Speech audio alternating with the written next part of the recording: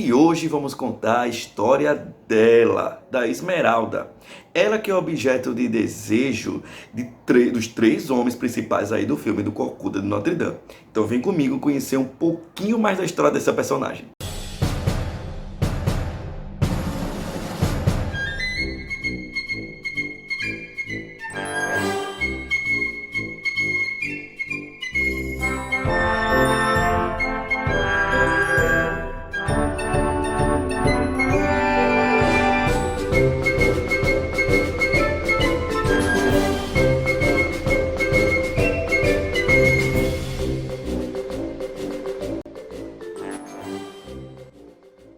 Maltrata este pobre rapaz como maltrata o meu povo. Fala de justiça e é cruel com os que mais precisam de sua ajuda.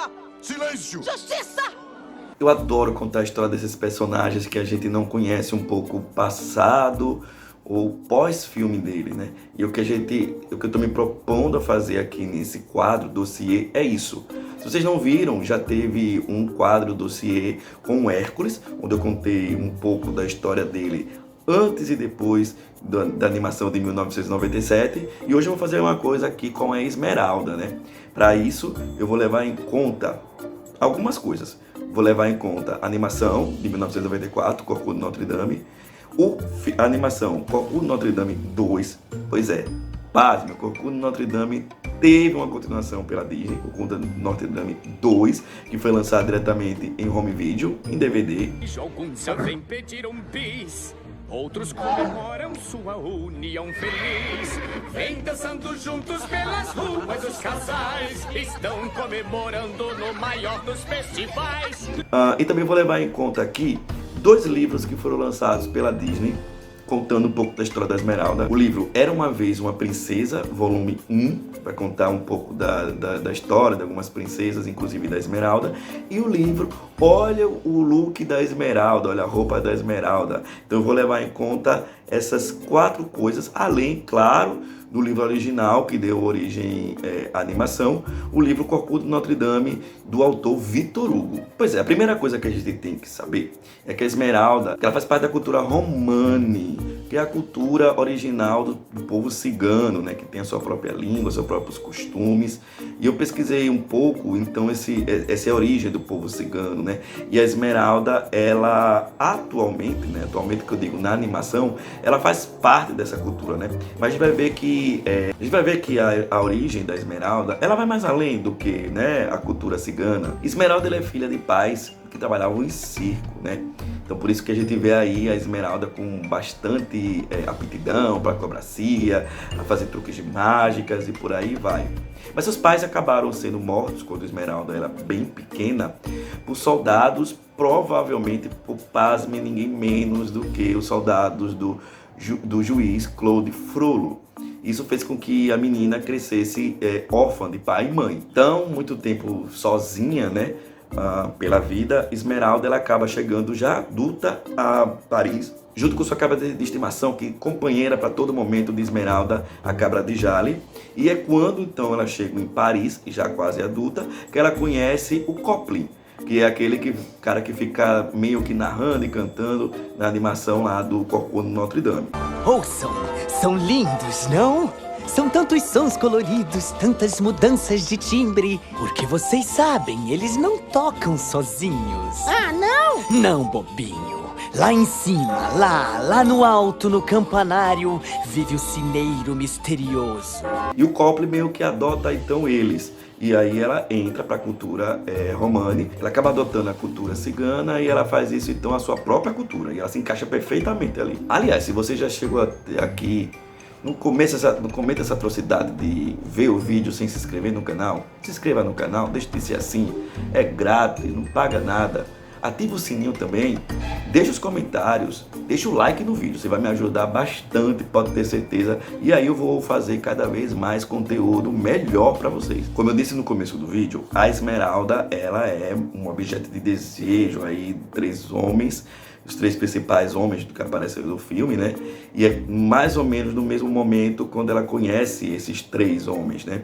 A gente tem aí o juiz com Claude Frollo, que vai ter um amor por ela, meio platônico e meio sexual, isso fica meio subentendido no filme. A gente tem o Quasimodo, que vai ter um amor por ela também platônico e uma coisa mais angelical. E a gente vai ter aí, né, o cara que ela escolheu, que é o Fibo, que vai ser o amor mesmo na Esmeralda. E isso até igual também ao romance do Victor Hugo, né? No romance a Esmeralda também acaba escolhendo e se apaixonando pelo Fibo. Veja que exibição repugnante. Sim, senhor. O Fibo que ela conhece quando ela tá lá fugindo dos soldados do juiz Frollo, que vive perseguindo os ciganos, né? Ele acha, o Frollo ele tem certeza absoluta que os ciganos são uma raça, são pessoas pecadoras, por isso que eles vivem perseguindo os ciganos, né? Volte aqui, cigano! Aquiles, senta. E aí, em meio a essa confusão, ela acaba conhecendo o Fibo, né? Que meio que ajuda ela a fugir lá dos guardas do Frollo. E aí quando ele começa a se interessar por ela também, né? O Frollo, ele começa a prestar atenção na Esmeralda depois, né? Quando ele vê ela lá no Festival dos Tolos, que ele vê a dança dela, e a gente pode perceber na animação, né? Claro que vai ficar isso escancarado, afinal de contas é um filme para criança, quando a gente vê que o Frollo ele tem ali um interesse sexual pela cigana, né? E nesse meio tempo também o Quasimodo, ele conhece a Esmeralda, né?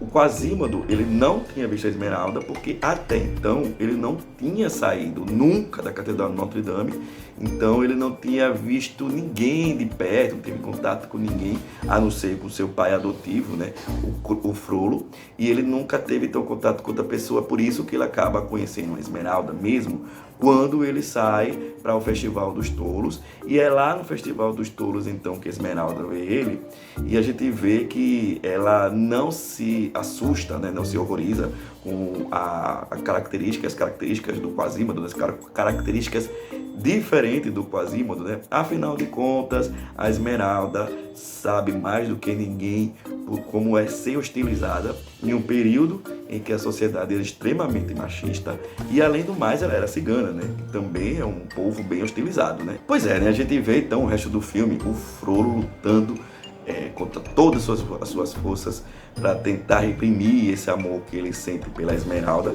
e é por causa disso que ele acaba hostilizando cada vez mais o povo cigano, né? Ele pensa que a Esmeralda acabou enfeitiçando ele, por isso que ele sente aquela atração por ela, né?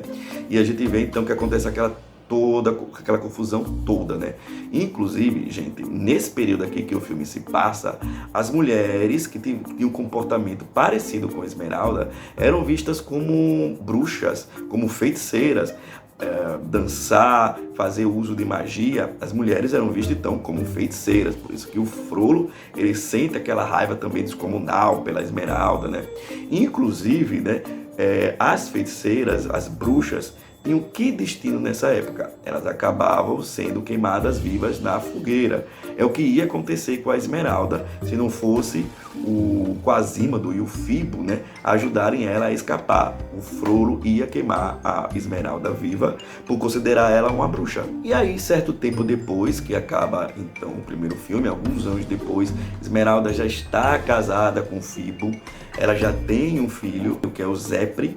E o menino que inclusive tem bastante amizade pelo Quasimodo, né? Assim como seus pais têm, então o Zepre também tem muita amizade pelo Quasimodo.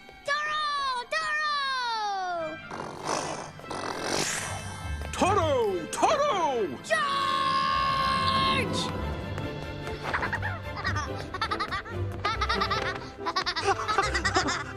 E a gente vê então que nesse período ela e o Quasimodo, como eu disse, mantém essa forte amizade, e o Quasimodo vê a Esmeralda meio que como sua conselheira, né? É quando o Quasimodo ele se vê apaixonado por uma mulher, que é a Madeline, que também aparece no Corcunda do Notre Dame 2, e aí ele meio que vai começar a procurar conselhos da Esmeralda. Então a gente vê que os dois ainda mantêm uma grande amizade ali. Gente, no romance do Victor Hugo, o o destino da Esmeralda, na verdade a história da Esmeralda é bem diferente. Por exemplo, o que tem de comum, né?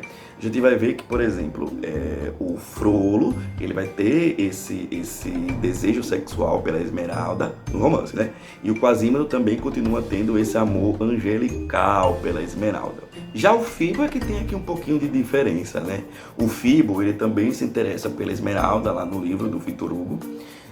Esmeralda também se interessa por ele, só que o Fibo ele já é casado com outra mulher, que é meio que a vilã do livro, né? Que é a Flor de Lis, uma mulher bela e que sente muitos ciúmes do Fibo e que acaba por isso fazendo bastante maldades no livro. Então é isso, né? Conta pra mim aqui depois nos comentários se você já conhecia a história da Esmeralda, se você gostou de saber o que acontece com a Esmeralda depois que acaba o primeiro filme do Corcunda de Notre Dame, né? No 2, que ela se casa, tem um filho, que ela continua bastante amigo do Quasímodo. Você já leu o livro Corcunda de Notre Dame? Conta pra mim aqui então se você já viu alguma coisa diferente, né, do que eu falei aqui com relação à Esmeralda, né? Muito obrigado a todos que ficaram aqui, né, assistindo o vídeo.